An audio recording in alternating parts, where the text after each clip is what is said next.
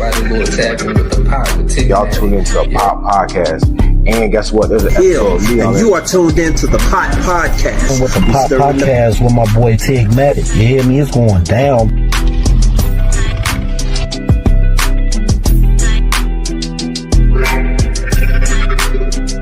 To follow the Pot Podcast with Tigmatic. That's that number one.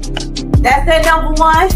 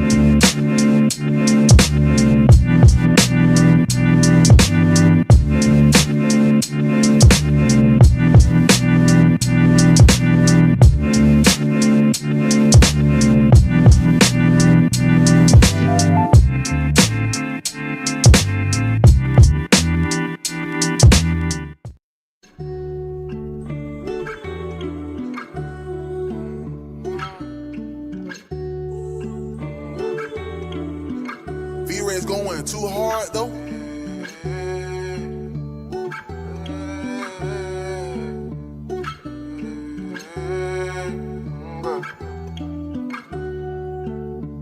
Don't cry, dry your eyes till we go. When faith is low and trust is hard till we go. It's like I prayed and I prayed and I prayed some more. It's like the desires of my heart won't on your mind no more.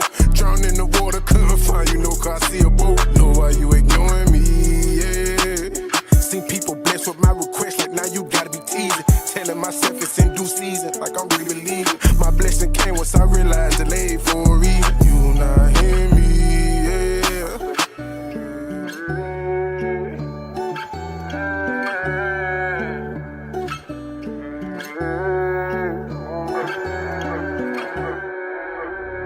Don't cry, dry your eyes till we go. When faith is low and trust is hard till we go. Never plan ahead, live up in the moment. Put my trust in God, cause he never leave me lonely. I was trusting in my homies till he showed me they won't for me. I just wait on God, cause he'll remove them. Man of many talents, I just try my best to use them. Gotta feel my purpose, if I don't, my life was useless. This a different type of music, but who else was built to do this? I just wait on God and let him use me. When faith get low and trust get hard, don't cry, wait on God, on God, on God. Don't cry, dry your eyes till we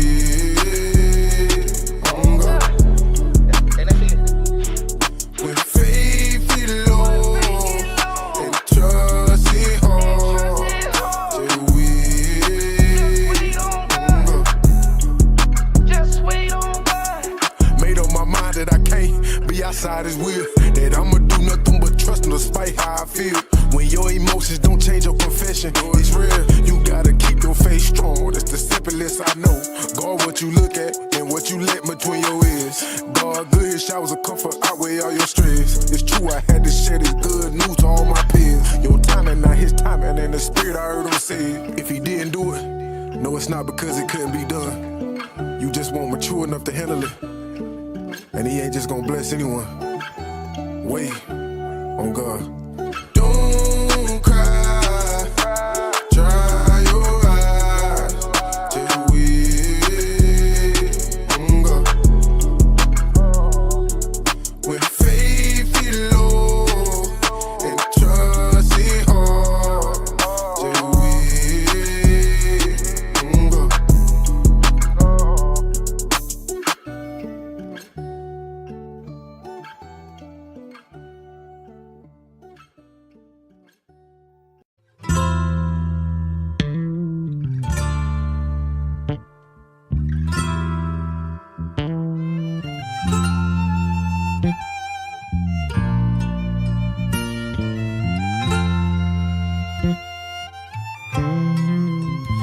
If I kept a penny from every time you told a lie, I'd be rich. If there were no sunlight to wake me up in the morning and I miss my day, you'd be the one to blame. I spend almost every day with you and still feel lonely.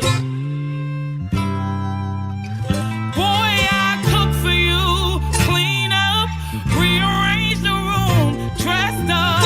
You don't even notice. Feeling like you're always just a beat behind my heart. You never seem to pick up the pace. Am I just imagining you and I've never been? Don't tell me this is all in my head. I'm in love alone. I feel I'm in this thing on my own. You're standing right there, but you're oh so gone. Facing the fact I'm in love alone. In love alone.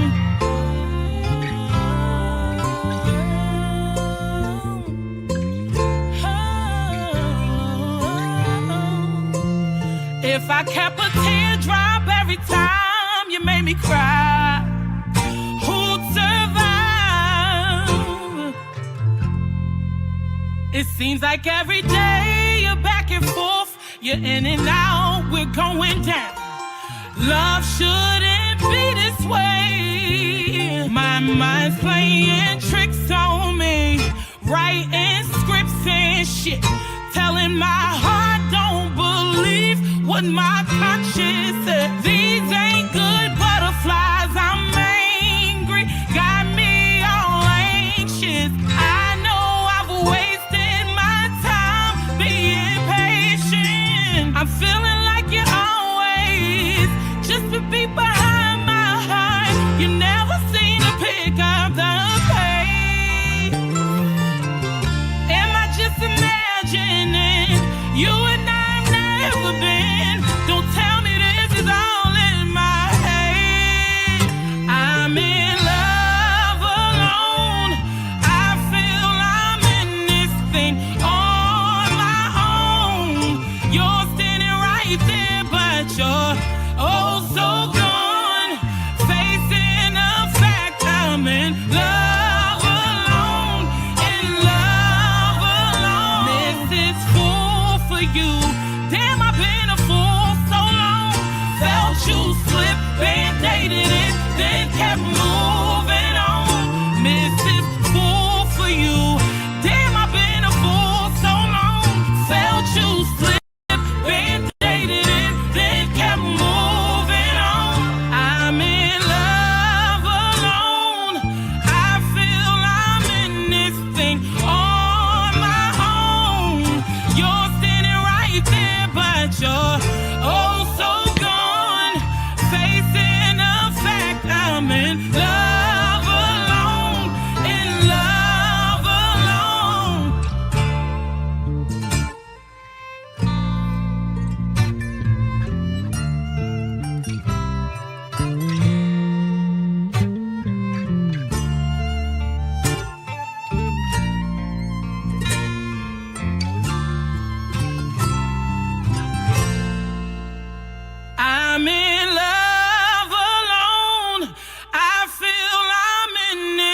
standing on my own. You're standing right there, but you're oh so gone. Facing the fact I'm in love alone, in love alone.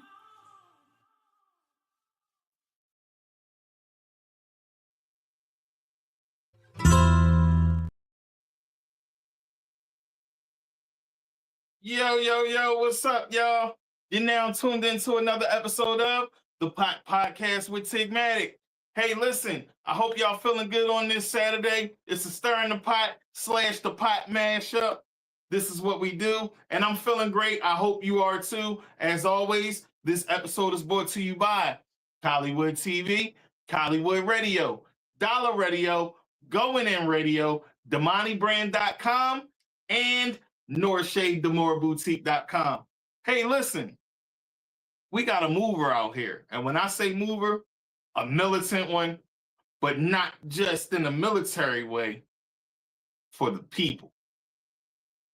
Now, when we had people moving for the people, I think people need to understand why people do things. He's known to a lot of people as a whistleblower, but to me, he's way beyond that. He has a Purple Heart. He's been on the ground for real, fighting for the people. So put some respect on his name, people. I'm going to say it the way I say it because that's just how I carry it. Y'all know how it is. Y'all know how I move on the pot. But he is a great soul to talk to, and he is running for Congress. So we are going to talk about why he chose to run for Congress and what his plans are today. So without further ado, I give you my guest, Anthony Aguilar. What's going on, good brother? Hey, Tig, thanks for having me on. Can you hear me? How are you today?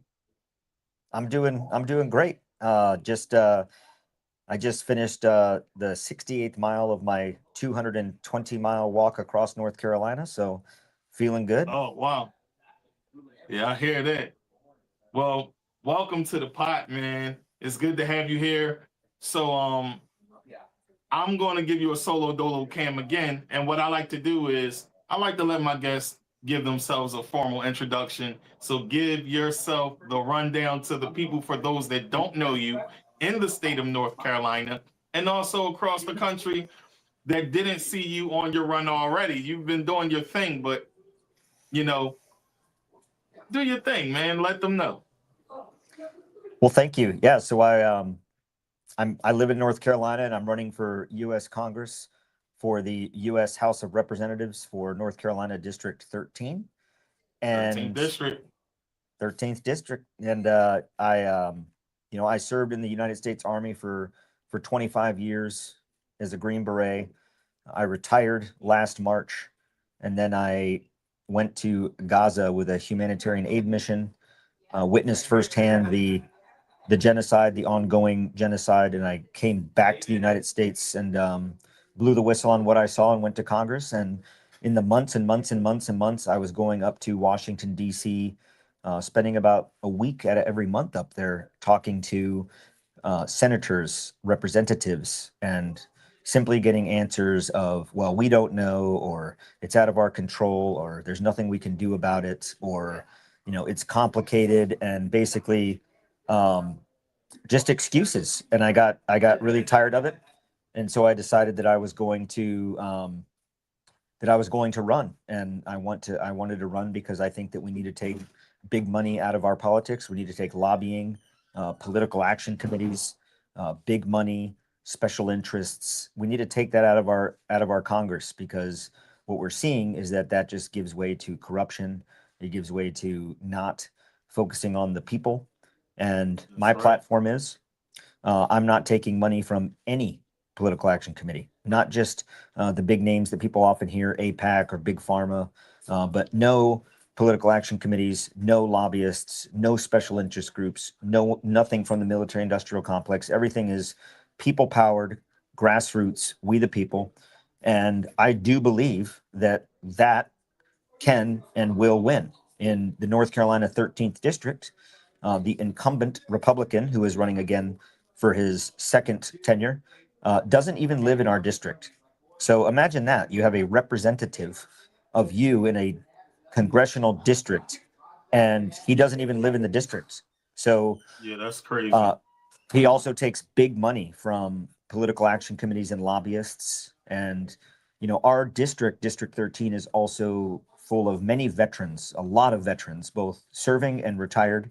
And out of those veterans that are serving, the incumbent didn't serve in the military. And I'm not necessarily saying that that's a requirement, but when you're representing a district that has so many veterans and military families, you really need someone that understands veterans benefits, that understands what military members and military families need. And I'm the only candidate that offers that. And I'm the only candidate that's running on a platform that I will not take big money. I won't. I refuse to. And I refuse to be bought by the special interests, and I refuse to be paid off. I will represent the people, and that's my platform.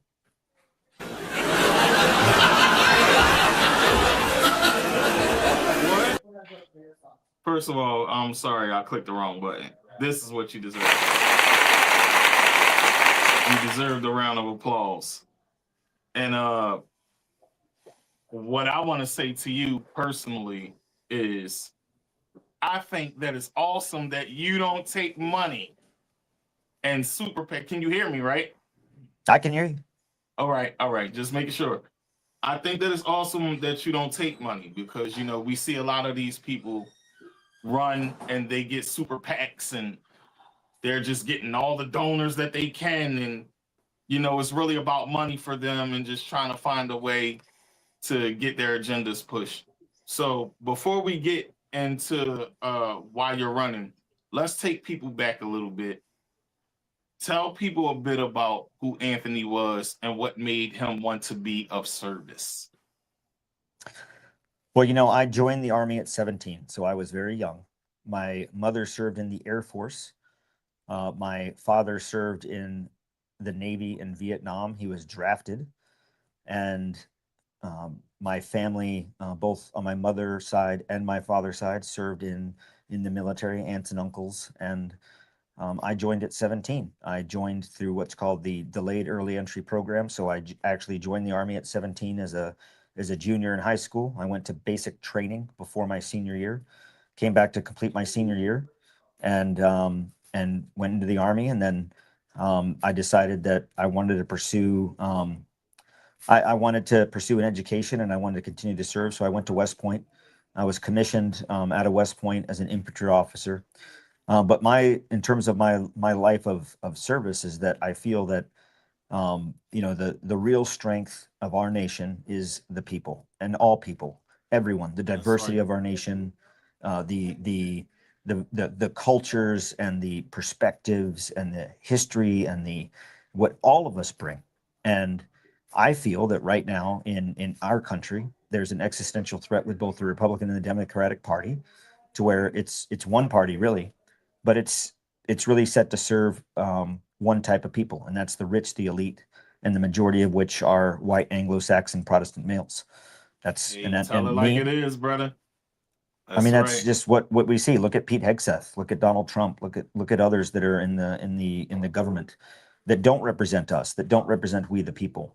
And it's important to me to represent we the people because, I grew up in South Texas. I am Mexican, Latino, but specifically I am Mexican, and I've grown up to see what bigotry and what hate and what racism can do, and it's all negative. And I think that when we see members of Congress that take big money from special interests, they don't represent the people. So you don't. Since 17 years old, I've lived a life of service. And when I retired from the military, the way I felt, the way I saw it was that, as an officer in the United States Army, we take an oath. And that oath is to the Constitution. We don't take an oath to a president. We don't take an oath to a political party. We don't take an oath to a religion. We don't take an oath to money. We don't take an oath to special interests. We take an oath to the Constitution and the Constitution only. And so when I hung up my uniform last year, I did not hang up that oath. That oath is something that I will always live and die for. And that oath to the Constitution is we the people, not a certain people, or not only the rich or the entitled or a certain race or the empowered or entitled empowerment, but we the people. So that's why I'm doing this. I don't, I see some, not all, but a lot of our politicians, both in the Senate and the House, that being in government is a career for them. It's not service. It's a career to themselves. And I ask, when you look at, like the incumbent in my, the person that represents North Carolina District 13 right now, he lives, like I said, doesn't even live in our district, lives in a $2.2 million mansion in the ritzy side of Raleigh, North Carolina. You're not getting that on a congressman's salary. That money that he gets, where he takes in millions of dollars from APAC, from political action committees, from the big RNC, that's not going all to campaigning and elections. That he's getting rich off of that. And when I look at that, it makes me sick. And I have no desire to, quote unquote, get rich. What I have that a lot of politicians that currently are in our Congress, what I have that a lot of them do not, is I have enough. I have a wonderful family. I'm happy with my life, with my lot in life, with what I have, with where I live, with what I have. I'm not pursuing to be a millionaire or to be rich or to have generational wealth. I want my children to grow up with morals and values. That's the currency I leave behind. And I'm running for the people. Hey man, that's awesome. And for most of them, like you said, that is the common goal, to get rich, and some of these politicians just look at it as a job or a check. Just to say it just as plain and simple as can be. So let me ask you this, man. What was your mindset heading into your first combat deployment? Well, I went to combat quite early. I was commissioned as a second lieutenant into the infantry. I went to Fort Benning, finished Ranger school, and then within weeks I was deployed, and I was in Fallujah and Mosul and Sadr City in Baghdad. It's a long deployment, and I was scared, but understood that it was my service. And when I first deployed and went to Iraq, the attacks of 9/11 had occurred. That was burned into my brain. And like most Americans, I believed the narrative of we have to go to Iraq. And I'll tell you, when I went, when we were going into Iraq, myself and others asked, what are we doing here? How is, Iraq wasn't responsible for 9/11. Like, what are we doing here? And then it was, oh, well, weapons of mass destruction, or if Saddam stays in power, then the world is at risk and we're at risk. It's an existential risk. And we looked at the conflict as security for us, as the expansion of the global war on terror. And as a side note to that, what all Americans should understand is right now, to this day, as we sit here and talk, we still have soldiers deployed to Iraq that are still deployed to Iraq on the same stationed over there under the same authorization for the use of military force that we had in 2002 to plan for the invasion and then the invasion of Iraq. And I believed that we were there for weapons of mass destruction, and we weren't. I believed that we were there because the regime under the Ba'athist Party and Saddam represented an existential threat to the United States, and it did not. And the truth is, to the American people, is that war, just like the war in Afghanistan, just like the war in Vietnam, just like the war that we're fighting in Syria, just like the war that we fought in Afghanistan, and the war that we're now fighting in Iran, is not for freedom. It's not for democracy. It's not for security. We were lied to. And what we see from these wars is that the rich are getting extremely rich. The military industrial complex. would you say that these wars are for mainly for resources?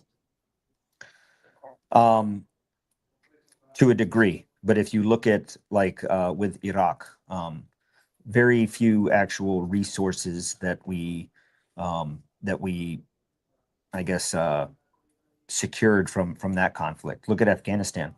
In Afghanistan, we spent 21 years, 4 months, and 3 days in Afghanistan, and after That's a 4 long time. administrations and over 2 decades and 4 administrations and over $40 billion of U.S. taxpayers' dollars, we replaced the Taliban with the Taliban and didn't extract a single resource out of Afghanistan and no resources out of Iraq.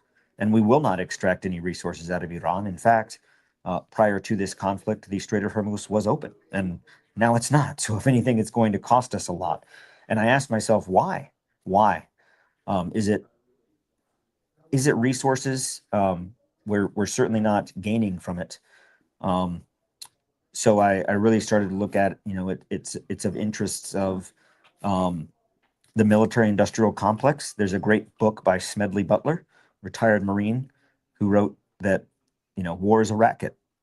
Eisenhower, President Eisenhower, who at one point was the Supreme Allied Commander during World War II and then became our president, warned Congress in his farewell address as president, warned the Congress of the military industrial complex and the danger of expanding from an army to secure the homeland to an army of expansion. And that's quite frankly what's happening. And it's concerning to me because it will continue to, look at right now in the United States, our country. Last week, the U.S. Treasury announced that the United States is that we're broke, essentially. We have no money in the reserve. We have no money that we're going to make on the horizon. And the U.S. Treasury has warned of this. But then also, we look at how much we're spending every day in this current conflict. The price per day is over $1 billion per day. Yeah. And the wars do that, Yeah. And the thing is, they're very expensive. But when you look at the when you look at how we fought in Iraq, I was there when the famous quote from then Secretary of Defense Rumsfeld, when he was asked about, hey, we're here with cheap equipment, we're here with, we don't have the right resources, we don't have the right equipment to fight this counterterrorism war, this counterinsurgency. He said, well, you don't go to the war with the army you want, you go to war with the army you have. Which means that Americans, that the people, fight and die. I don't see Donald Trump's son fighting in the war. I don't see congressmen and senators with their sons and daughters fighting in these wars. It's us, the people, that pay the price.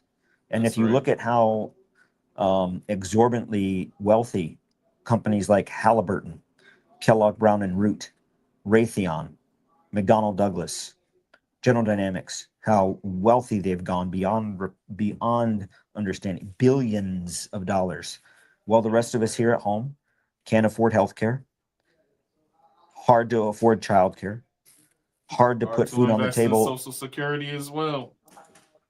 Social Security is at risk. Hard to put food on the table and fill your gas tank and provide for your family nowadays. So that's right. And the truth is that it doesn't have to be that way. If you look at the defense spending, particularly this year alone, the defense expenditure in the National Defense Authorization Act was $169 billion. Yep. With a B. And next year, that's already been proposed for 1.7 trillion. And if you consider the 2 billion that the Defense Department has asked specifically for this current conflict, that puts next year's National Defense Authorization Act expenditures over $2 trillion. And so let me ask you this. With those, continue. First of all, continue your sentence. No, go ahead, sir. I'm sorry. No, go ahead. I want to ask you because, I want to bounce around because I have not only just the questions for why you're running and your plans. But I also want to talk a bit more about why you decided to blow the whistle.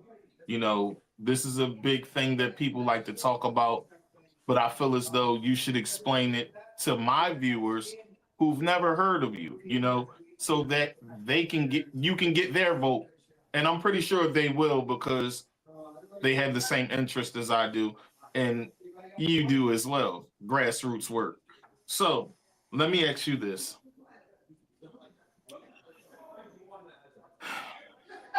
All right. What led you to expose misconduct and humanitarian concerns? So shortly after I retired, I was only out of the Army for about a month. I was called by this new organization called the Gaza Humanitarian Foundation. Hadn't existed prior. I was not What did seeking it exist contract work. of? So they came into existence in February of 2025 to conduct humanitarian aid operations going into Gaza in May. So they'd only been around a couple months. And Okay. the Gaza Humanitarian Foundation was established by billionaire investors. And when you look at the investors that don't or that built this organization, we're talking oil magnates, we're talking about real estate magnates, we're talking about land developers, we're talking about no humanitarian experience. I didn't know that at the time. But when I was called, I was told that, you know, they hired out of the 300 contractors that they had hired, they were still short a few contractors to meet the contract, and they needed more. They needed people that had higher level experience in planning and operations, and that's why they called me. So they offered me the job. It was May 13th of 2025 when I got the phone call. And I asked them, I said, okay, well, that's a lot to think about. We're going to Gaza. There's the war is at its height. How long do I have to, when do you need an answer? And they said, well, we're leaving Friday. So we need an answer by tomorrow. So I thought about it and I said yes. And I went. And when I got there, I soon learned that the mission was anything but humanitarian. Just imagine, if you will, and you don't have to be a humanitarian aid or humanitarian assistance expert to understand this. I'm certainly not at the time, but looking at this, providing for an entire population in Gaza that is occupied by land, sea, and air. Everything that goes into Gaza is brought in from the outside. Everything. Water, food, medicine, baby formula, diapers. Resources are very limited. Everything has to be brought in from the outside. So when we're there, at the time, there was a total blockade of any aid going in. And when we started operations on May 26th, we were the first humanitarian aid going in since March. And we were bringing no medicine, no baby formula, no vaccines. All we were bringing in was dried food, no food that was edible or perishable at the time for consumption. And here's the kicker: no water. No water. All of the water resources in Gaza have been completely destroyed. All of their water facilities, their water desalination plants have all been destroyed. So the only water that was coming in was water that was being brought in, and there was no water being brought in. So people in Gaza were collecting rainwater or water out of puddles and then boiling it to have water. Hospitals were being destroyed and had no resources. So the only thing we're bringing in, when you look at that entire society of 2.1 million people, roughly the size of Philadelphia. That's where I'm from, Philadelphia. Oh, really? Yeah. So think about your city. Think about Philly. That no food, no water, no medicine, no baby formula, nothing. And then when humanitarian aid comes in, they just bring you a bag of rice. So here you go. How are you supposed to cook it without water? So that's crazy. So I started questioning what we were doing. And then I witnessed a young boy that was killed by the IDF. And then I witnessed other Palestinians that were shot at. And I thought the behavior was quite odd and weird. And I noticed the other contractors there were 300 of us, and I kind of noticed that I was like, these guys aren't like me. They all have the same tattoo, and the tattoo that says infidel and a Crusader cross and 1050, which was the year of the first Crusades. And Yeah. and I asked myself, I'm like, what? This doesn't make sense to me. And so I learned that out of the 300 contractors that were hired, the majority of them, the vast majority, 90% of them, were recruited nationwide from the Infidels Motorcycle Club. It's a U.S.-based motorcycle club where they believe in the eradication of all Muslims from the earth, and they believe in the crusade, the reimagining of a modern crusade. And I was like, wow, that's an interesting group to pick to do Yeah, humanitarian those aid. were the same people who killed Christians in the name of God. So it's kind of crazy. So when That's I was really there, what crazy really to hear that. what really kind of some of the things that I had witnessed had really start to concern me and bother me, and I brought these things up to the bosses. And what finally got me to the point where I was like, I'm done. I'm not going to be a part of this. I'm not going to be a part of this planned. It was planned to displace the population, to not provide water, to provide limited food. It was all planned. It was deliberate. And I know that because I was put in charge of operations and planning, and every operational plan that I brought forward, like, here's how we can bring in water, here's how we can bring in more food, here's how we can, if we open up more access points. And it was always They no, denied you. denied it. So at one point of the distribution sites that we had opened up, and remember, under the United Nations, there were 400 24/7 operated humanitarian aid direct contact sites, meaning they were open every day and they provided cooked meals, medicine, vaccinations, baby formula, helped with the hospitals. And when we went in, out of all the 400 sites that had been shut down because of the blockade, we opened up out of all of Gaza 4 sites. Four. Not 400, not 40, 4. For a population of 2.1 million. And the requirement of food coming in or any type of resources coming into Gaza was 600 trucks a day. We were bringing in 12 trucks. 12 trucks a day, 4 sites for the entire population. And that was a problem. At one point, one of the 4 sites taken down to 3 because we were handing one of the sites over to the Israeli Defense Forces so they could begin planning for the assault into Gaza City. And they took over one of the sites So they took make one it of the as sites. they took one of the sites for military purposes to make it an artillery base to fire artillery from. During this time, when we were planning with the highest leadership within the IDF and the Ministry of Defense, we were at the headquarters of Southern Command of the IDF, and it's in a town called Beersheba. So we went to Beersheba and we were at the headquarters and we were planning, and I saw this map on the wall, and it was this outline of Gaza being rebuilt with high-speed rail, a Riviera, the entire Salah ad-Din Road being cut out to make the Ben Gurion Canal, the resorts, golf courses. And I was looking at it, I was like, this is a really odd plan considering that there's a war going on, and like, do the Palestinians, do the people of Gaza want this? Like, what is this? And I went up and looked at it. And the date that this plan, it's called Project Sunrise. It's part of the peace deal / peace negotiation that's currently in effect. And the date on that was not 2024, 2025. It was 2021. 2 years before the Hamas attack of 2023, to which everything has been predicated upon. 2 years before that there was already this plan to rid Gaza of every Palestinian and rebuild it into this Riviera. And that really bothered me. And I was like, this is this is bizarre. And I resigned. The day I resigned, the Iran-Israel 12-day war began back in June, the 12 days of ballistic missiles. So I was stuck in Israel. I couldn't leave. The airport was closed. The border crossings were closed. There was no way to get out of Israel.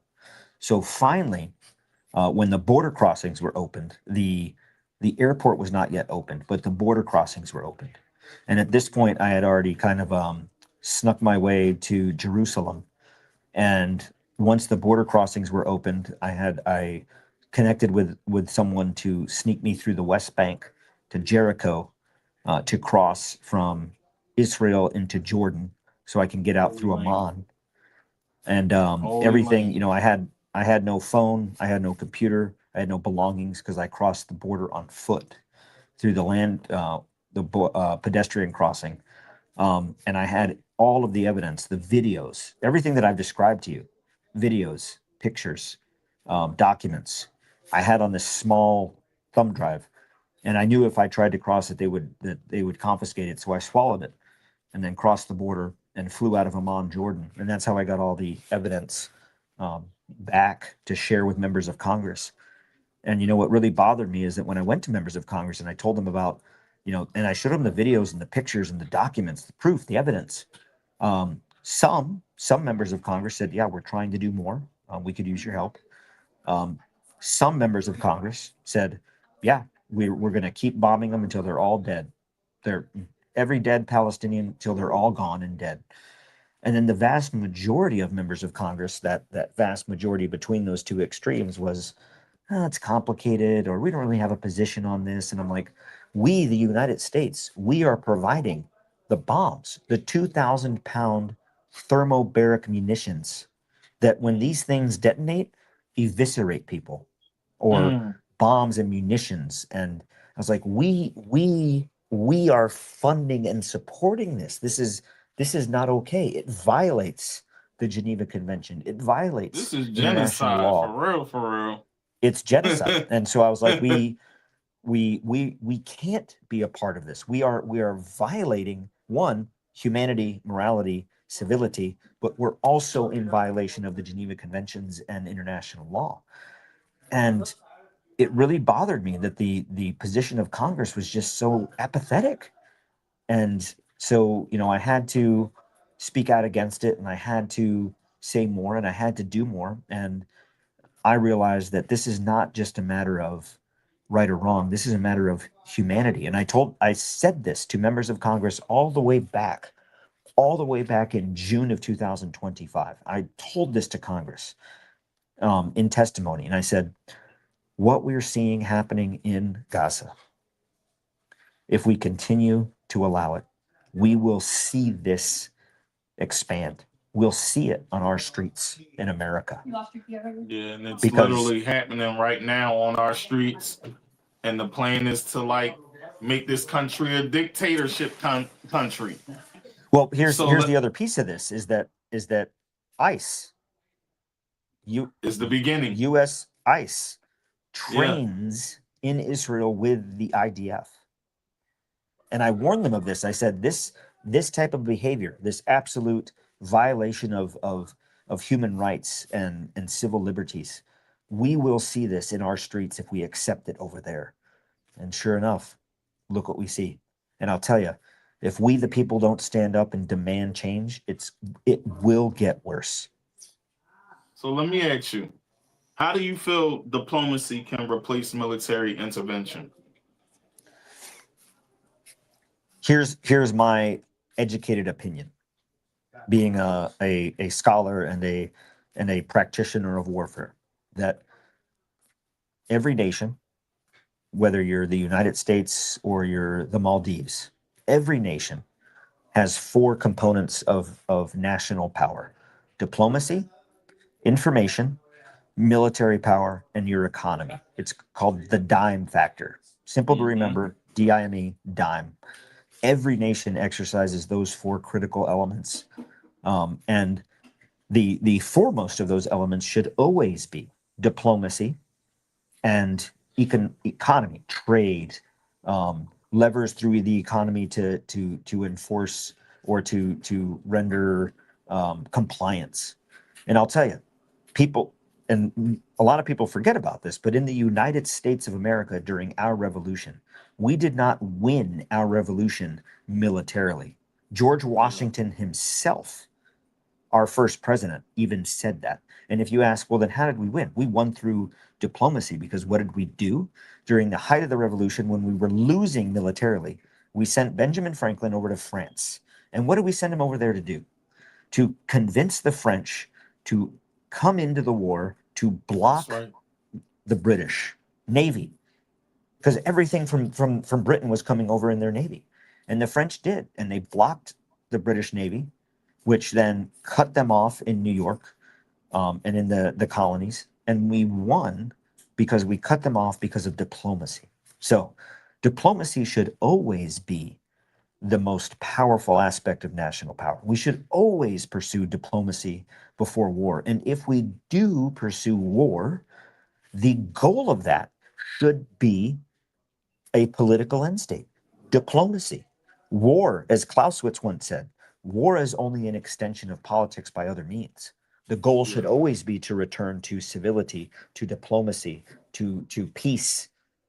We haven't seen that in the last 2.5 decades. Yeah, we haven't seen peace for a long time. There's been wars going on constantly.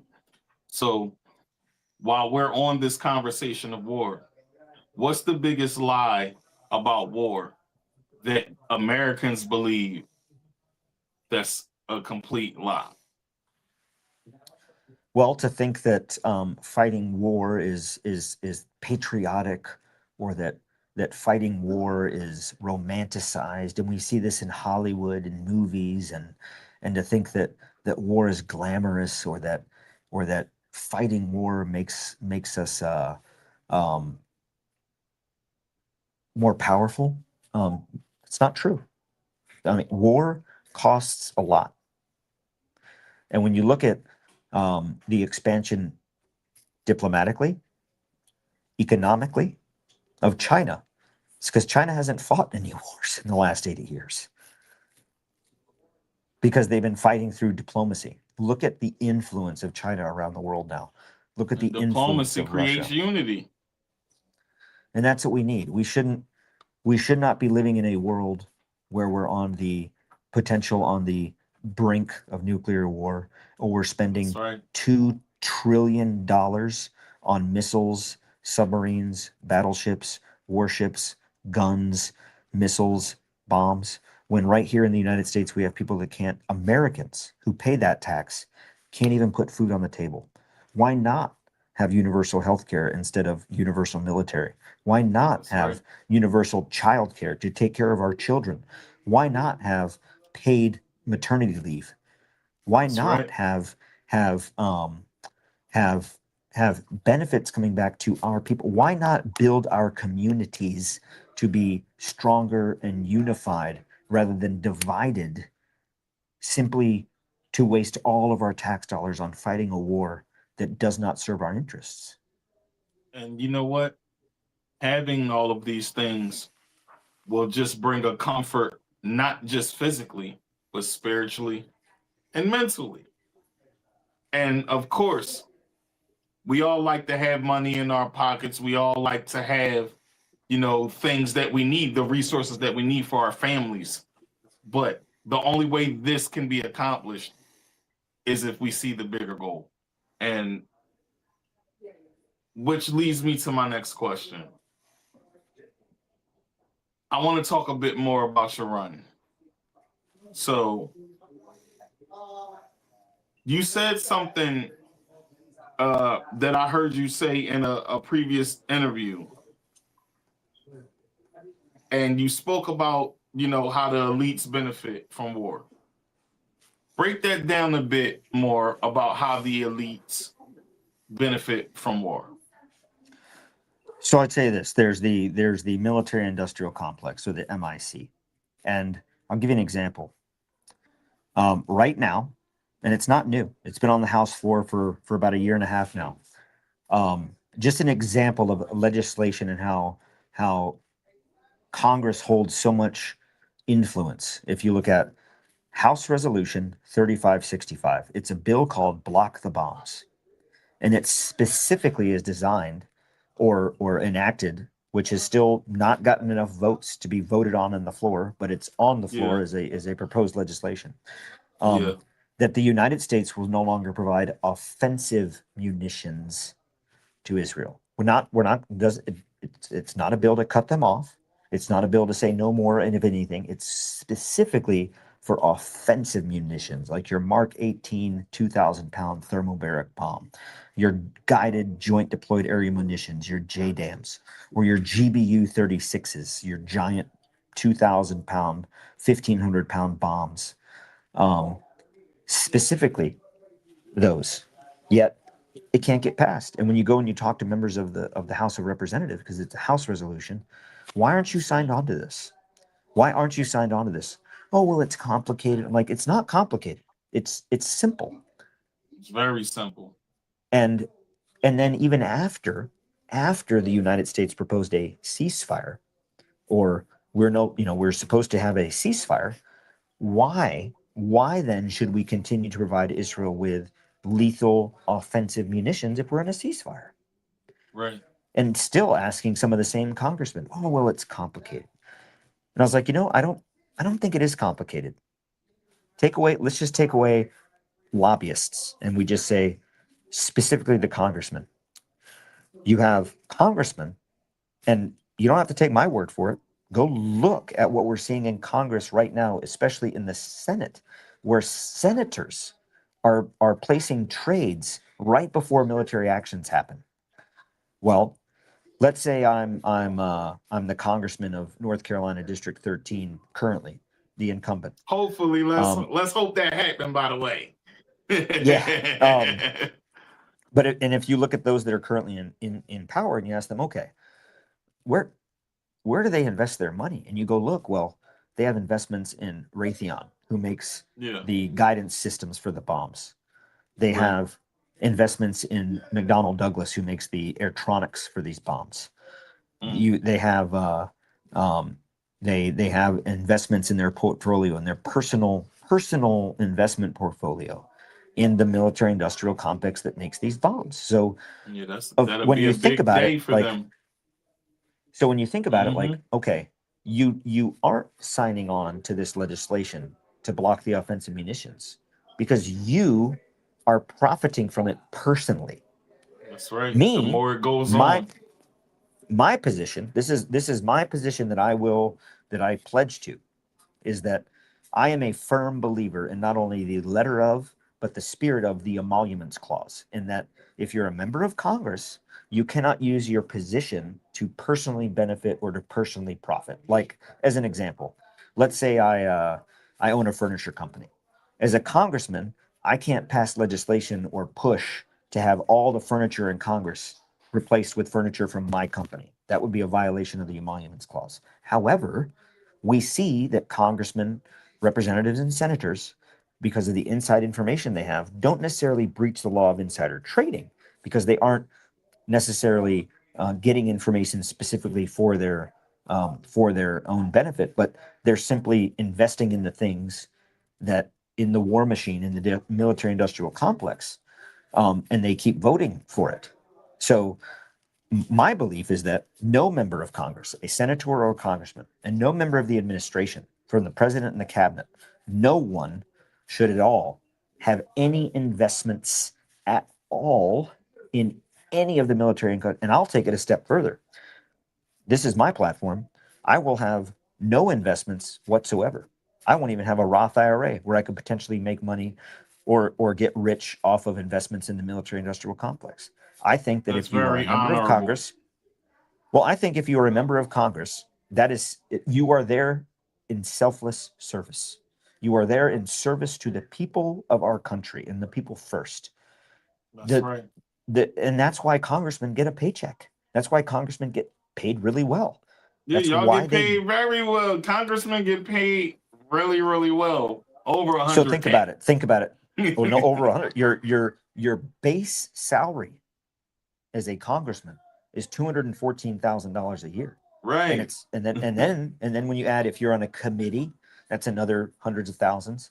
If you're in a special position like the Speaker of the House, that's like over 250,000 a year. But then on top of it, all your expenses in life are paid for.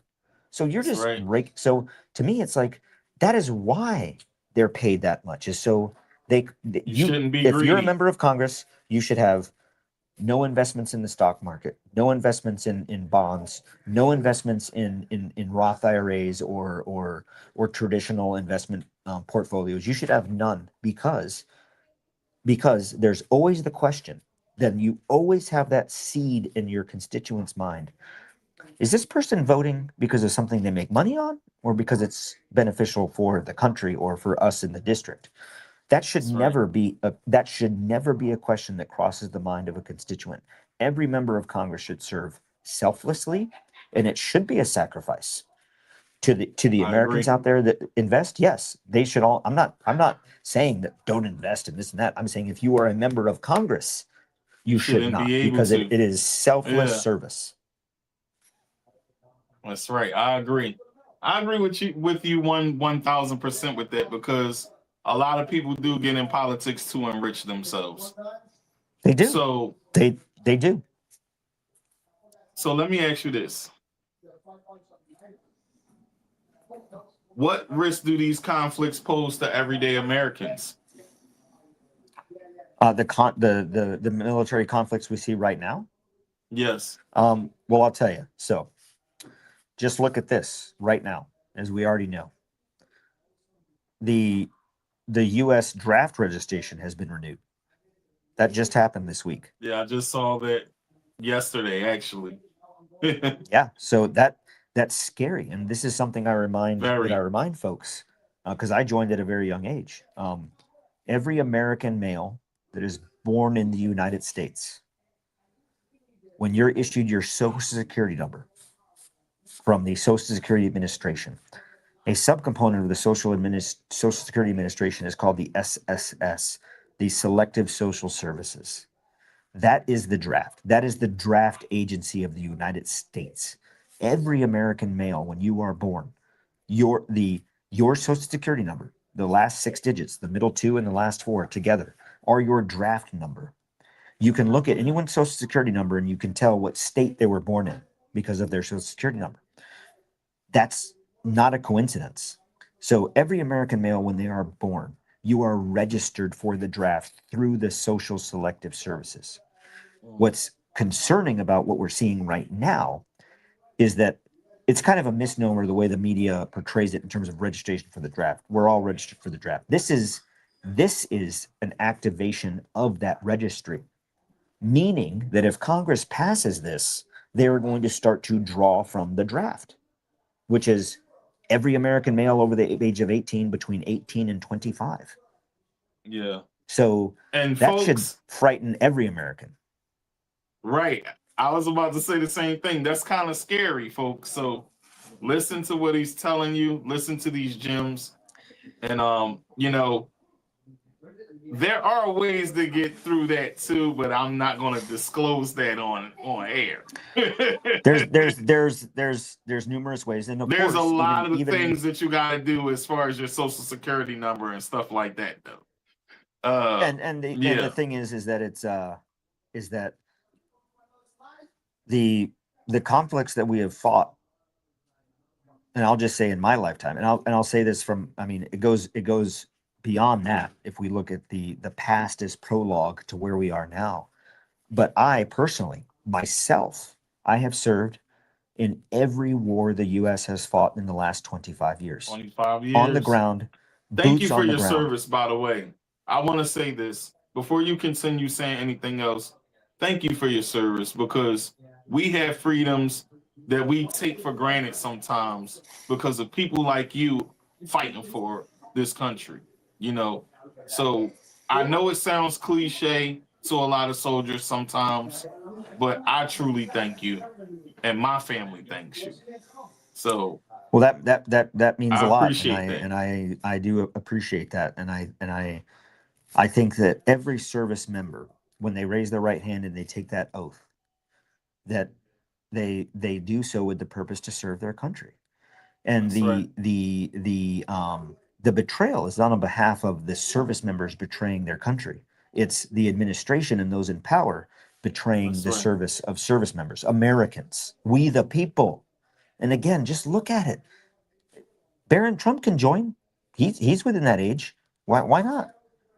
Other congressmen's kids can join. I mean, Trump could have joined in Vietnam, and he evaded the draft 5 times. Why do the rank and file Americans who serve their country and do good, who aren't in the Epstein files, who go and serve their country, next. Why are they the ones that sacrifice? Well, the rich get richer and don't get away put with skin in heinous the game. crimes at that. Yeah. All right, so we're at the 1 hour mark. We're going to take a quick break, and then we're going to come right back. I know you might need a bathroom break. You might need a sip of water. Let's do that. We'll take less than 5 minutes, maybe about 4 minutes. We'll get back to it. Folks, I have Anthony Aguilar, who's running for Congress, 13th District, North Carolina. And the next part of this segment, we're going to talk about his plans for North Carolina. I'm very excited to have this conversation with you. I'm thanking you so much for taking the time to do this, by the way. And I hope we get to work together more in the future with Grassroots, because, you know, I'm head organizer for BLM Grassroots. So 5 minutes. We'll be right back, folks. Hollywood TV, Hollywood Radio, Dollar Radio, 105.7 The Phase. We'll be back. It's your boy.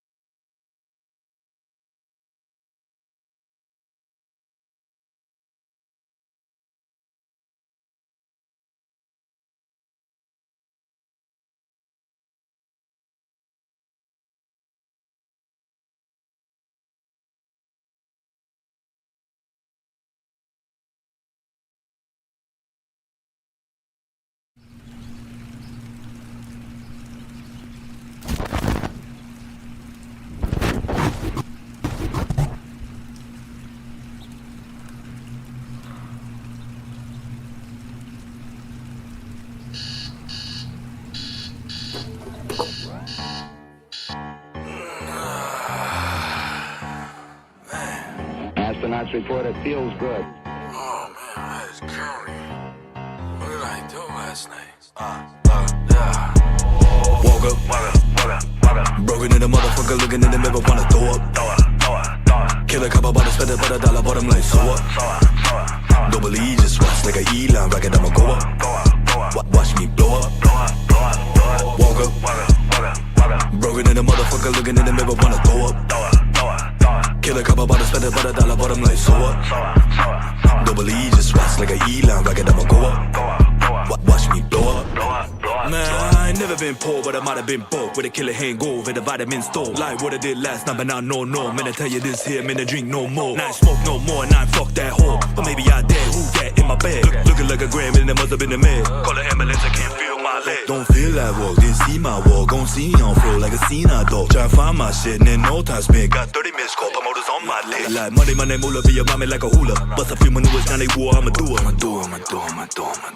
Another corner like a hornet, but I'm no longer selling them rocks or E. Locked in engineer, slinging Spotify dreams. Cost 5,000 cents, wanna take my pick. Got a diarrhea, flow, talk, content shit. I'm an ostrich head, cause I got a lot of neck. Right middle age, trying to dig around like I'm an net. But I taste like Skittle, what's a little Jacob with a kitty in the middle. Got me spending on my bread. Woke up, broken in the motherfucker, looking in the mirror, wanna throw up. Kill a couple butters, spend about $1, but I'm like, so what? Don't believe, just watch like a Elon rocket, I'ma go up. Watch me blow up. Woke Woke up, broken in the motherfucker, looking in the mirror, wanna throw up. Kill a couple bottles, spend about $1, but I'm like, so what? Don't believe, just watch like a Aguilar, record, I'ma go up. Watch me blow up.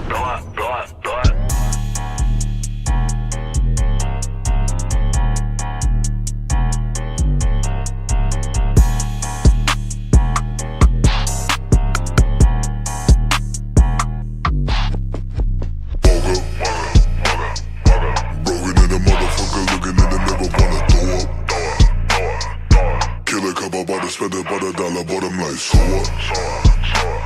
Don't believe, just watch like a Aguilar, record, I'ma go up. Watch me blow up.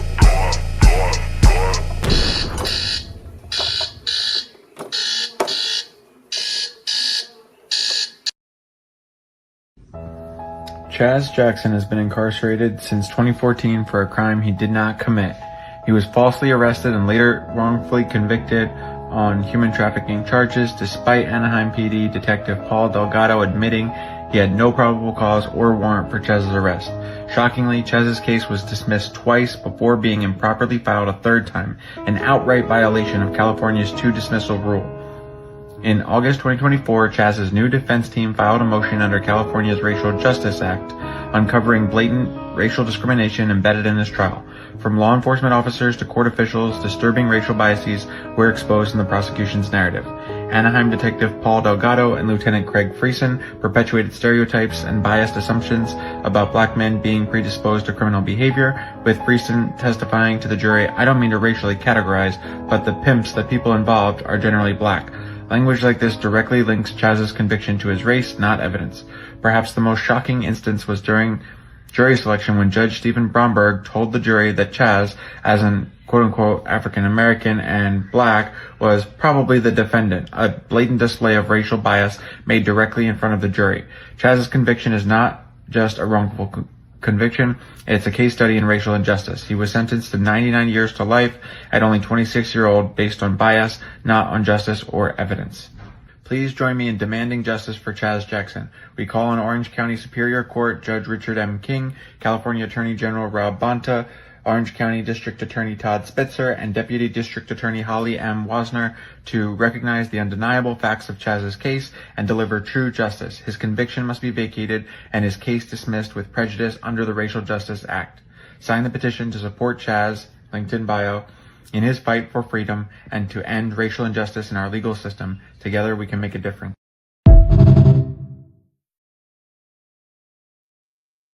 All right, free Chaz Jackson.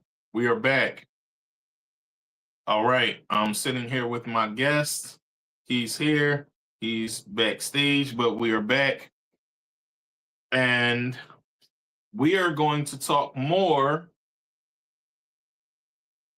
into why Anthony chose to run for Congress. So until he gets back, we're here and we're gonna talk a little bit more. And one of the things that I believe was awesome about what Anthony spoke on is how these elites, you know, want war to go on so that they can profit. It's a shame that, you know, we have to live in a country where war is more important than the people because it's big money. So that means that we're not really cared about. The bottom line is what's the major issue for them. Not what's going on in these other countries and what people really need over there. Not the genocide that's happening. None of it. It's just flat out the bottom line. War is good for business. And that's that. So I think that we need people like Anthony that want to come in and create a stir and shake things up to help bring about some real change in this system that's broken, that needs to be fixed. So as we get into it, we'll talk about what his plans are, what he plans to do for the communities of North Carolina, you know, and how things can get better, you know. That's something that I'm excited to talk about.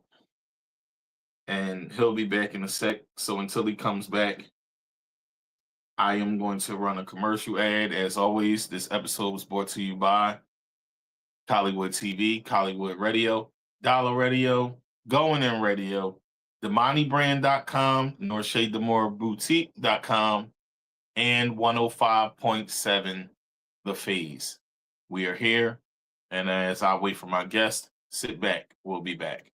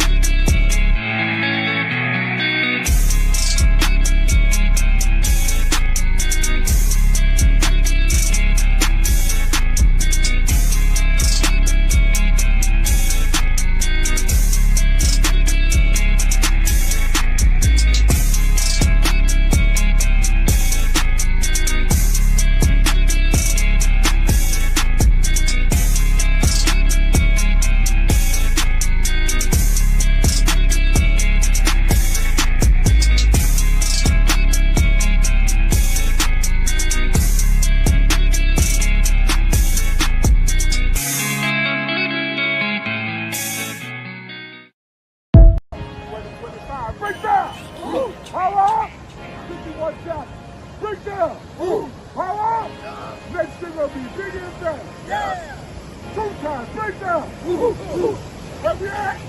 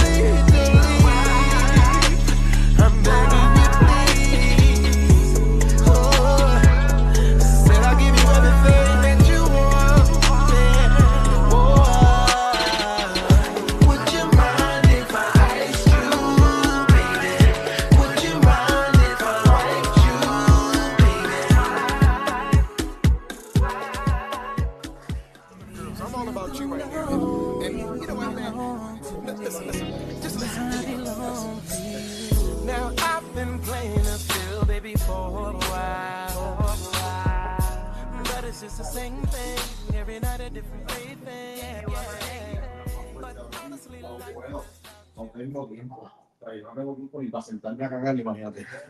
All right, folks, we are back. I'm sitting here with my guest, Anthony Aguilar, who is running for Congress of 13th District of North Carolina. And it is your boy, Tigmatic. We're on the podcast. Thank you for tuning in. For those that are watching, I also want to give a special shout out to those in India and overseas. Y'all been watching. Thank you. Thank you for getting me to the 100K mark on my YouTube. I appreciate you guys, and I love you guys. For those that are just tuning in and never saw my show before, like, share, and subscribe. You're always going to get a grassroots episode from me, but you'll also see some hip-hop artists, some country artists, whatever type artists. This is what I do, folks. So if you're just watching for the first time, welcome, and I thank you. All right. So let's get back into it. All right.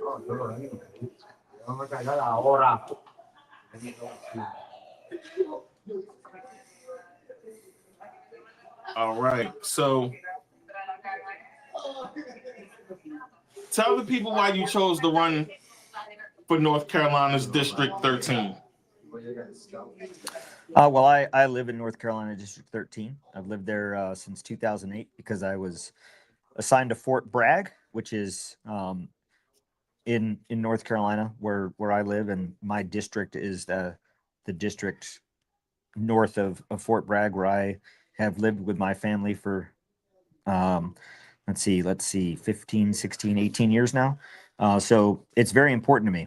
My son goes to public school in the county. I plan to live and stay here. Like I said, I'm originally from Texas, but we've made North Carolina our home. So why I decided to run was that, I didn't just hear things or said, look at things on Fox News or CNN or on the news and say, that needs to change. Every month since I returned from Gaza last June, from July on, I have gone to Washington, D.C. for 1 week out of every month, specifically to talk to Congress. And in fact, on September 3rd of 2025, I went to a congressional hearing and I was arrested because I stood up and I said, you need to follow your oath to the Constitution. And which was a viral moment. I've seen it. I didn't know that it was you at the time, but now I know. that was me. I stood up and, I didn't stand up and make a disruption. I stood up and exercised my constitutional right during the open hearing, the open part of the hearing after the committee has made their remarks and it's open to the people. I stood up and I said, you have an oath to the I held the Constitution up in my hand and I said, you have an oath to the Constitution. And, there is a genocide happening at our expense. And I was arrested. And so I reflecting on that and reflecting on everything since then, I thought to myself, well, I can continue to push against a system that isn't going to change from within. It's not going to change within itself. There isn't a self-correcting model within because there's no accountability. So the only option I have is to be part of that change, to be the change we want to see. And I'm in a unique position to do that because I know that there's a lot of folks that want to make change, but they're either they're not empowered or they're in a position that they can't, or and quite frankly, and for some, it's a risk for how the government might then try to punish you, censor you, or come after you. And for me, this is my personal opinion, is that I would rather live on my feet than die on my knees. I have lived a wonderful life. I have lived a rewarding life, a very experienced life. For me, my future, my service now to my country is for all of us, for our children, for our families, for our children's children, for my children, not just my family, but our families. We have to make a change. If we continue on the path that we are on right now, we will be overspent, overstretched, underrepresented, and those that are in power, what they don't realize is that they're at risk too. This is, the people that are really, really in power, we don't know their names. We don't know who they are. So anybody that thinks that they're safe from what may come, they're not. So, but they don't see that because they think of the here and now, and they think, well, I got mine. I got mine. I got money. I'm able to do this. I'm able to do that. And I try to tell people on the daily basis they need to wake up and understand that it's bigger than that. Sometimes I get in debates about it, but yeah, I mean, just I look at it, understand like as I said in what you mean earlier in the show, the U.S. Treasury, as I said in the beginning, the U.S. Treasury has already declared that we are insolvent. Not only is the U.S. insolvent in actual cash on hand, cash flow insolvent, but budgetarily insolvent, meaning that there's it's impossible now to pay off our debt and to build wealth and continue spending the way we are without collapse. We cannot continue to spend the way we are. And who's responsible for spending? Who's responsible for a budget? The Congress. Who's responsible for the War Powers Act? The Congress. And over between Venezuela, the opening of Iran, the legislation that's on the floor now for this other look at the expansion of what Iran could turn into, the United States Congress, and this is not by party, the Congress, all of it, the 119th U.S. session of Congress has failed to retain their responsibility in both war powers resolution and in passing a budget. That's right. So what do you feel like every American should be standing up and protest against that? That's right. I agree with you there 1,000%. So what do you feel like are the biggest issues North Carolina's facing right now? What are some of the biggest issues? So in my particular district, it's the cost of living, and the daily, a living wage that goes kind of in the cost of living. But in District 13, in North Carolina as a state, but I'm focused on District 13, we have got to do better in a living wage. And what I mean by that is we can say, well, the minimum wage should be 15 or it should be 20 or it should be 22, regardless of what that dollar amount is. The minimum wage should be a livable earning wage. It's not. We're far from that. So there's that aspect. But then there's the aspect of the overall cost of living when you look at healthcare, Medicare A, B, and C, if you have enough money for that. But right now, with Medicare, so Medicare A covers your hospitalization and emergency. Medicare B covers routine medical or medical that's beyond an emergency. And then Medicare C covers your elective surgeries, your elective type of medication, specialty medications if you have some type of very costly ailment or disease like a cancer or AIDS treatment. You need to have Medicare C. So right now, you may look at that at home and think with your expenses where you're paying, $200 to $300 a year, depending on how many you have in your family for Medicare B. And you have to make a choice. Do I pay for my mortgage and my rent? Do I put gas in my car? I can't work anymore because I'm working 90 hours a week and you're not making enough to cover everything. So you have to make decisions. Do I cut Medicare B? And if you cut Medicare B with the new laws that are being passed with the dropping of the Affordable Care Act, the ACA, also what people refer to as Obamacare, you then also lose your Medicare A. So if you can't afford that Medicare B, you're on your own. Or if in the chance that you do have to be hospitalized, and we all know the cost of hospital bills, you're paying that out of pocket. So then if you were to have an emergency, you're then paying on that cost in addition to everything else, whether it's a vehicle payment, a house payment, food, and God forbid, we as Americans can pay for our lives and put a little money away.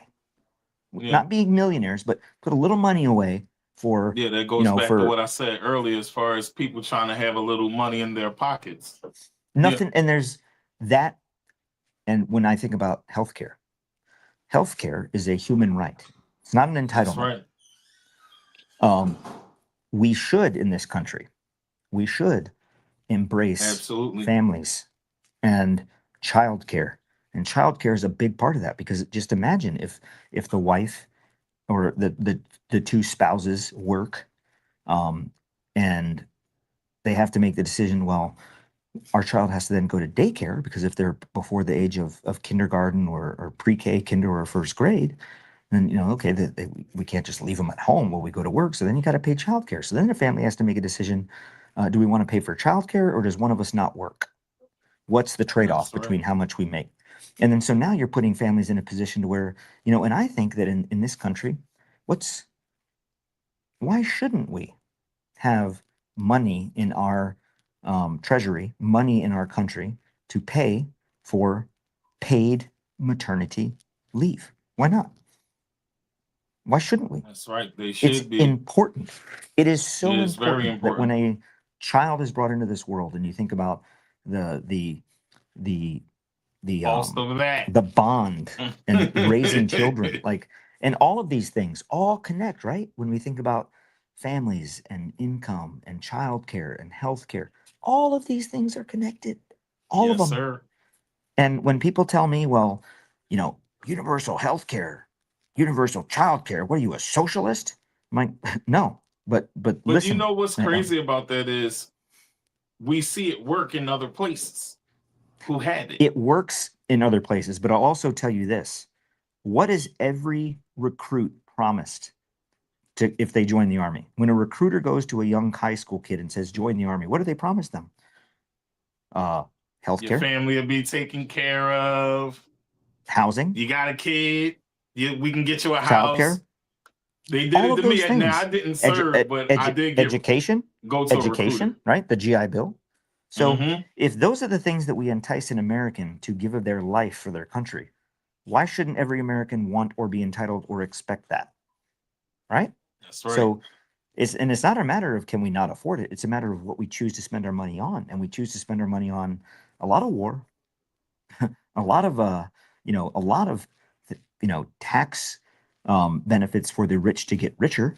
And I'm not saying that if you make, $1 billion that you should have to pay, this amount, but I'm saying there should be the tax percentage and the tax burden should be equal across the board. And for billionaires to say something along the lines of, oh, well, that's not fair because, family so-and-so, they only have to, if they only have to pay a certain percentage of their income, that's a lot less than I'll have to pay. Yeah, that's right. Because the billionaires in this country have become billionaires off of us. So, right. All right. So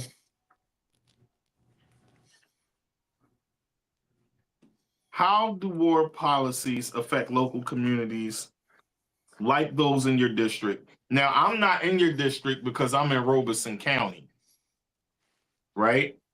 But how does it affect the communities and the surrounding areas? I'm sorry, a little tongue twister there. well, so here's an example of how some legislation within North Carolina District 13 would affect surrounding areas. One example, and there's many, data centers. So let's say that data centers are built in District 13, or I'll tell you, my incumbent who doesn't live in District 13, all about bringing data centers to the district. He doesn't live here. The truth behind data centers is that property taxes will increase, utilities will increase, they pollute the water, they increase power consumption not only for the individual but for the community. There's the risk of certain jobs in the community being lost due to AI, and I am not anti-AI. Yeah. I think that AI can and should be used in a way that is responsible.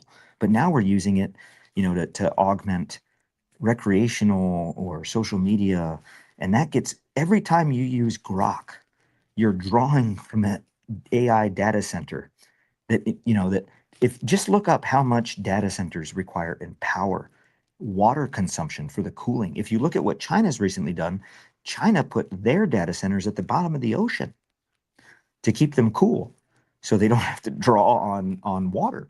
I'm not saying that we can or should do that. I'm just saying it's an example of the exorbitant resource drain that AI data centers bring. So those need to be looked at very carefully in terms of where they're built, how they're built, who's paying for it. What are the investments? I think if an AI data center exists, there should be a tax burden to then reinvest money into the community, whether it's education, whether it's ecological things like that, because we're the ones that feel the burden of that. That's just one example of how it could impact counties. I don't know, based on your county, if you're off of a central like a CMC, like a central electric type of power grid, or on Duke Energy, etc. Duke Energy, just Duke Energy. Well, I'll tell you, if you're Duke Energy and we start building these data centers, your electric bill is going to go through the roof. Yeah, I just saw that they're going up $25 on the electric. Just at a basic across the board. It's just craziness. Yeah, so when I you can look imagine. So for even those in housing and if they have an allotment, their bill will even go higher because of the allotment is a lot smaller now because they're charging more. Go outside and look at any given day.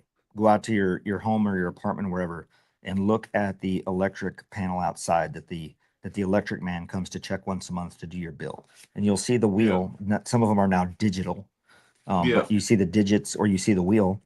When I was growing up as a kid, those digits went up, slowly, and that little wheel turned slowly. Now you go out there and it's just, and that thing is clicking up, so that whether you consume more power or not, the energy company, the electric company, controls the rate at which you're charged per kilowatt or gigawatt or megawatt. Right. So that thing is just going to spin faster, whether you're consuming more or not. The rate at which you're charged per consumption is going to go up, not just the flat fee, but the consumption fee. So that $25 flat fee, you're going to see that go up to, could increase your electric bill every month by $50, $60. Yep. And that's craziness. So let me ask you, you spoke about healthcare earlier. Yeah, it's definitely unaffordable. You spoke about healthcare earlier. So let's go back to that. What will you do to improve healthcare access in North Carolina? Well, first of all, is to provide better affordable options. Not everyone needs the same healthcare plan or healthcare benefit, but some people need more than others. So right. The ability of healthcare should be, one, in its accessibility, but two, in its affordability, and three, in its quality. All of those things we have. This is America. Like, we just sent a space shuttle around the dark side of the moon and back. We can't offer affordable, quality, accessible healthcare? Come on. Right. We can. So it's a matter of making that more affordable, more accessible, and maintaining quality. I live in Harnett County, and I'll tell you that the Cape Fear Valley Hospital in our county is very good. But then you have the Cape Fear Hospital in Fayetteville, which is also very good. But very again, good. This is how things all connect. All connect in terms of, for example, the VA. You have a lot of veterans. I live in Harnett County. There were plans to build a VA hospital in Harnett County, so those in Harnett, Wake, Lee, Durham could access that, because if you're a veteran, my choices are, I could go to the community-based outreach clinic, which can't service my needs, so it gets referred out, or if I want to go to the VA hospital, I have to drive 48 minutes away to the hospital in Fayetteville. So accessibility. And why wasn't that VA hospital built? Because you have people like the incumbent, Brad Knott, who supported not building it because he supports the building of data centers. You can't build everything, so it's a matter of choice. So that, you have politicians that look at that and say, oh, well, there's community-based outreach clinics. There's a VA hospital in Fayetteville that's great. And the VA hospital in Fayetteville is phenomenal. It's great. It's great. But if I want to go there for a routine appointment, dental, vision, hearing, I have to drive 48 minutes to get there. When there was an option to build one in Harnett County to access for accessibility to where a lot of veterans live, because Harnett County, Lee County, the 5 counties that are around Fort Bragg, it's not just Cumberland County. Yeah. It's a lot of people live in Harnett, Lee, throughout Sanford, Lillington, Spring Lake, etc. So when you think about the accessibility for those veterans, we don't have that option. So why not? Why not? We're willing to spend trillions of dollars to send America's sons and daughters to war, but we're not willing to spend even a fraction of that to take care of them. That, to me, They need it. That's betrayal. They need it. They definitely need it, especially serving the country. Because remember, it's not just the veteran that served. It's also their family. Other example, and it's not always the man that serves. In my family, my wife, it's women served, as well. That's right. My wife served in the 82nd Airborne. My wife served a career. Oh, that's awesome. She was a major. She retired. She's a retired Army major. She served in the 82nd Airborne. She served in Special Operations Command. Like she sacrificed too. It's not always just the man. The women serve too, and sometimes both parents. So when it's not just about the veteran, it's also the family, the dependents, the children, the spouses, the wives that have access to that healthcare as well, that when you make it that difficult or that inaccessible, it puts them at a disadvantage. And that's a betrayal, I think. My opinion. It is. I agree with you there. For women, there's a lot of misogyny out here as far as, women serving and stuff like that. I don't know if it's true. You could tell me. There is. Because I don't really know. But I hear that a lot. My next question to you is this. How will you support Black and brown communities in North Carolina? Well, so I am of the brown community. My last name is Aguilar. I am Mexican, and I think about that, and I think about and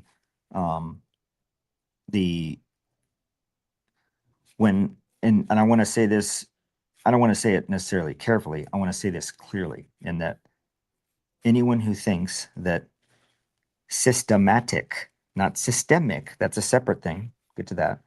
Systematic racism doesn't exist. They're wrong. I'm not talking about, your KKK burning cross and a lynching. I'm talking about the elements of the system that are less beneficial or disenfranchise minorities of color or ethnicity. That exists in our country. I'll give you, in a way to capture that. It's not necessarily an impact to everybody, but just as an example of what I mean by that. So, in the United States Army, as an officer in combat arms, if you really want to make it, if you really want to be the tippity top, and I would say, look at the former chairman of the Joint Chiefs of Staff, a Black man who rose through the ranks, and as soon as Pete Hegseth came in, he fired him. Why? I think it's because of his color. Because C.K. Brown, the Air Force 4-star general who was our chairman, was phenomenal. Made his way through a career, intelligent, well-spoken, smart, just great. Fired. Why? Yeah, When just you because look he at was the, black, and that was with a lot I of think that's people. why. Yeah, and look at what's happening now in the military with the Secretary of Defense keeping black women, 4 black female general officers on the nomination list to pin a star to become a general. Pete Hegseth demanded that they come off the list. That's racism. Absolutely. That's racism. And then when you look at that aspect of so back to my example. So in the combat arms, if you really want to be something, you got to go to Ranger school. You know, tippity top. I went to Ranger school. Other people do. You got to have a Ranger tab. You got to be Ranger qualified. Well, here's what the United States Army still has in place, that in order to enter Ranger school, you have to have a current sickle cell anemia test. Mm. Who does that impact mostly? It's very African rare. American people. Very rare that any other ethno-racial group. So, and in cases when they have too many students and they have to reduce the student load, well, they go through the medical and say, okay, well, who's more at risk? Okay, well, someone that potentially could have sickle cell anemia, even if they have a current test that shows that they don't. That is systematic racism, because who does it impact most? Black Americans. Who does it then keep from pursuing excellence in that career? Black Americans. Who then does it disenfranchise or keep at a disadvantage from progressing in positions of rank and authority? Black Americans. And we can see that. That's an example of systematic racism. Not systemic, systematic. Now, does systemic racism still exist in our society? It sure does. Absolutely. You know this. I know this because we live in North Carolina. But I like every now and then reminding myself, go to Greensboro. What happened in Greensboro? The first sit-ins where you had white Americans with black Americans demanding change, that why shouldn't I be able to eat or sit in this diner because of the color of my skin? In North Carolina, we have in the past led the way in this, and we should now. We should now. But if anyone thinks that that change is going to come about by rich, entitled white men staying in power, it's not. It's not going to change. So tell us a bit of your plan. Tell us a bit of your plan. I want to know. Well, you know, we got to, first of all, I think it comes to candidates that deny big money and lobbying, and the big, because a lot of it's in the money. And here's the other thing for everybody in North Carolina District 13 that may be listening or may hear this, is that North Carolina District 13 has 786,000 citizens. Of that, let's just say to give it a conservative, it's far more, but let's just say that 50% are registered and eligible to vote. It's more than that. It's about 76%, but let's just say 50%. So, you know, roughly about 370,000 eligible voters. And in the primary election that just occurred March 3rd, the incumbent Republican, Brad Knott, won his primary with 43,000 votes. Not 43,000 above the opponents, 43,000 period. The Democrat winner for the primary, Behringer, won with 36,000 votes.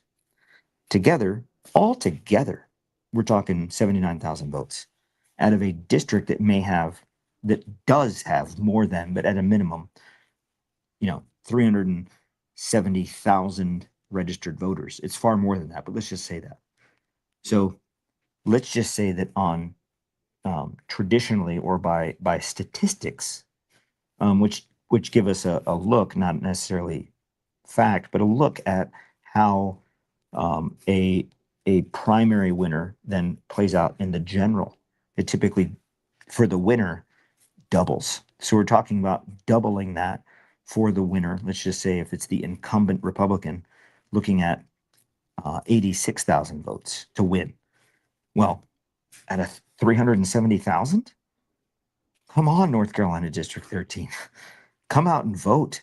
So the plan is to get out there on the ground, talking to Americans, talking to North Carolinians in District 13 and saying, get out there and vote. Your vote does matter. And some people may say, well, we want a third party. We want an independent. We don't want the Democrats, the Republicans, but voting for anybody else but a Democrat or Republican is a waste of a vote.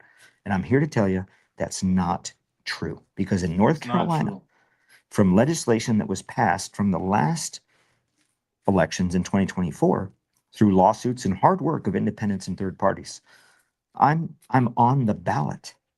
I'm not a write-in, not a petition vote. I don't have to have a certain number of votes to stay on the ballot. I am on the ballot. So every single person that goes to the voting booth on November 3rd, 2026, and you walk in there and you open up your ballot book or you flip up the machine, whether depending on what your county uses, and you go to the congressional vote.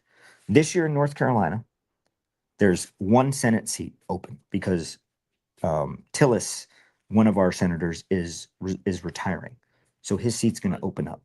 The other senator's seat won't be up for election until 2028. So we'll have a senator to pick, and we'll have congressmen through all the congressional districts. So if you don't think that you going to that ballot box and voting doesn't count, doesn't matter, you are selling yourself short, and you're not being honest with yourself. It does matter.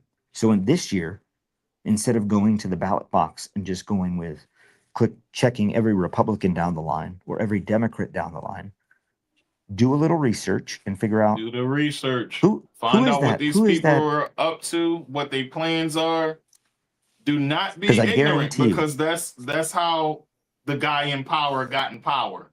Pure ignorance. Can you I just gotta imagine say it if someone were to say to you, just come up to you and say, let's just say if you're in District 13 and say, hey, who's your representative? I don't know, but I know he's a Republican. Oh, you don't even know who it is? And let's all be honest. That's many of us, right? I don't know. Yes. Republican? Yes, it is many of us. And you ask, okay, all you know is that it's a Republican. Let me ask you this.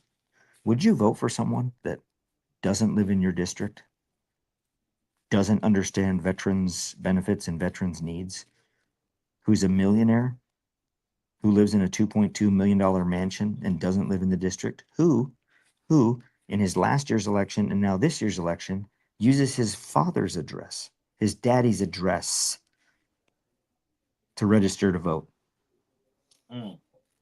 Technically, he can't even vote in our district. He doesn't live in it. So he registers under his daddy's address. Is that the person you want representing you in Washington, D.C.? And they would say, absolutely not. Absolutely not. That's right. Well, then right. you better not vote Republican, because that's who you're gonna get. Let me ask you this. And this is something that's been on my heart. And I wanted to ask you this first, but I wanted to wait to hear what you had to say. And to me, it feels like you're a very transparent person. So the question that I have for you is this. Do you feel like the truth is being oppressed in government systems? And if so, why do you think that is? I wholeheartedly believe that it is, not only what we see, and I'll take it from the top down, but legacy media, all of it, whether it's Fox, CNN, MSNBC, legacy corporate media, they're lying to us. And what I will tell everybody, equivocation is lying. Equivocating, whether you're telling a flagrant lie or withholding the truth, it's lying. That's right. On our social media platforms, whether it's X or Instagram or TikTok or others, certain messages, certain perspectives, certain positions are suppressed, shadow banning, or all out being banned or blocked. I'll tell you, I think it's on I think it's on TikTok, but now even on TikTok, and this is just an example. If you even say the word Israel, you can get banned, because I was listening to a TikTok the other day and everybody was saying the I country, the I country. I'm like, what are you talking about? And they're like, oh, if you say Israel, you'll get banned. And I'm like, what? Are you kidding me? Like, so yeah, the government involvement in not only suppressing data, but also in monitoring us, tracking us, collecting on us. It's prevalent. It's happening. It's happening. And it's not just secret CIA stuff. It's in everything. It's in everything. We're being tracked through everything. Just go now, if you're at home and you have a conversation, whether you have the home, Apple Home and all that other stuff, which if you don't think that they're tracking you, they are. But even if you don't have that, just test this yourself. Beta test it at your own home. Leave your phone sitting down somewhere and just have a conversation with your significant other or somebody in the house. Talk about like, hey, did you see this new appliance, or did you see this new thing? And the next time you go to your phone and you pick it up and you go to Google something, that thing will come up and people will say, oh, wow, such a coincidence. No, because your phone is listening to you and tracking Everything you. you saying. So just think, is that also being used to not only access, but to suppress? It absolutely is. Absolutely, we are being suppressed. And when you suppress in that manner, it has a word. It's called oppression. And we're under it. You know what? It makes me want to go back to the 90s and get a flip phone, to be honest. Because I'm it's right like there you with you. literally could be talking about something that you just saw, wanted to buy, and then you go on your phone and you see some type of ad pop up for it, and it's just like the weirdest thing. You know what I'm saying? Yeah. So And I, the flip phone, the old Nokia flip phone, which you could also use as a weapon because the thing never breaks, right? An old Nokia flip phone. Yeah. But like I Chirps don't were wear excellent. anywhere of those crazy tracking rings. This is my old wedding band. It's just an old gold ring. I don't wear any tracking rings, but also my watch. I don't do any smart watches because it's listening. I have an old school Casio calculator watch. Yeah. That's Like, doesn't nostalgia have right there, by the way. any technology on it. It's just an old school.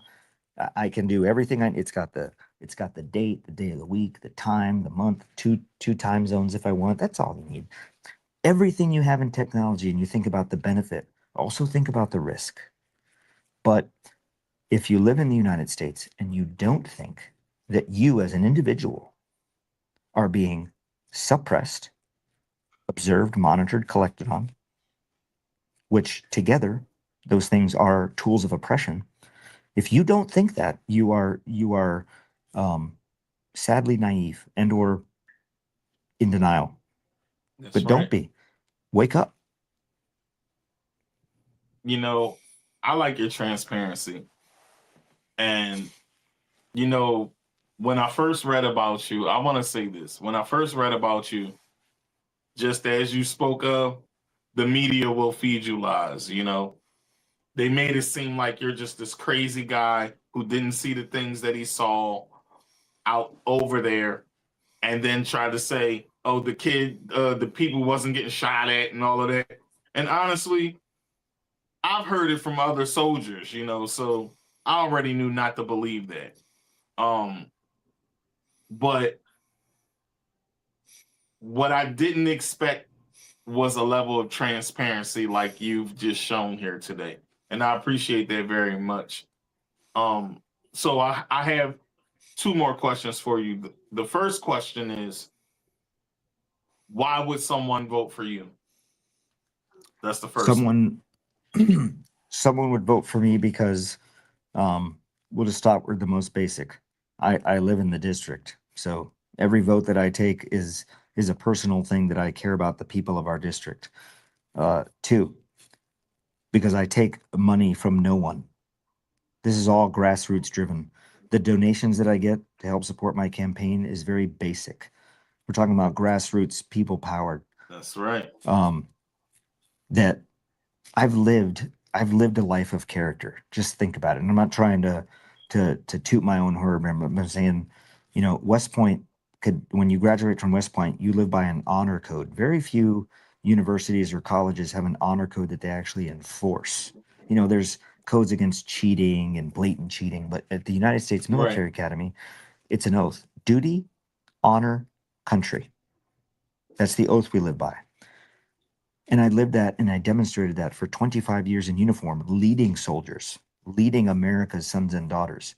I care deeply, deeply about our servicemen and women. My wife served, I served, my mother served, my father served. I care deeply about our veterans, and not just from the gratuitous or platitude level. I care because I've not only have I done it, I know the sacrifices, but then I also I fully intend to go to Congress and be transparent and not you know this. What's really concerning in Congress lately is if you listen to Congress, go listen to interviews on Fox or CNN or go to C-SPAN where it's just the facts. They don't put a spin on it. Just listen to what comes out of the mouth of Democrats and Republicans. It's the same thing. I see a lot of gaslighting on both sides, to be honest.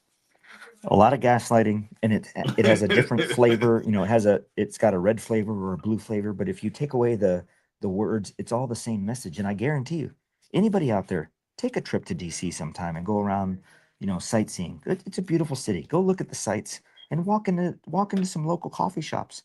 You'll see Democrats and Republicans that are friends, that you know, this manufactured outrage that they have about, oh, Democrats this war against Republicans each that. other.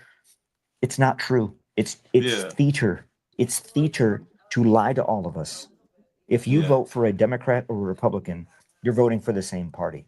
And if you want change, if there's any Americans out there that think that, oh yeah, I'm really happy with the way things are going, I would ask,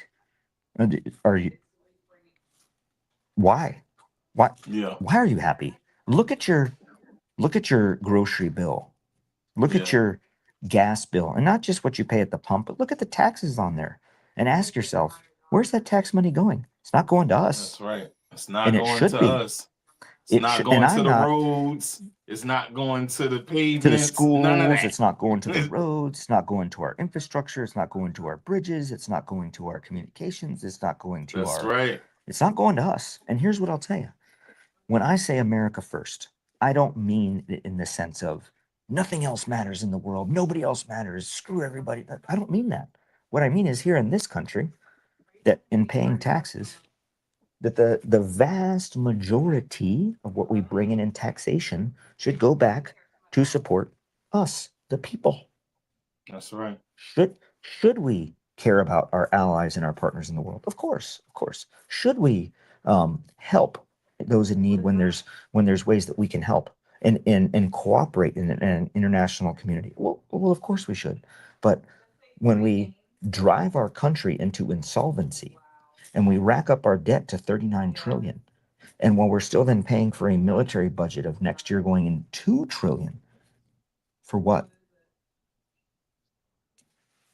That's what I mean by America first. Is not this idea of like isolation and we don't help anybody. But I'm saying that let's say if I'm Uncle Sam and I come for your wallet, say give me your taxes, and you give me $1 for taxes, just to keep it simple. Well, 90 cents of that dollar should go back to the people. And when you look at the why not, and when you go to DC and you look at guys wearing $2,000 suits, getting driven around in $80,000 SUVs with Secret Service driving around everywhere, why not carpool? You're all going to the same place. You're all going to the same place.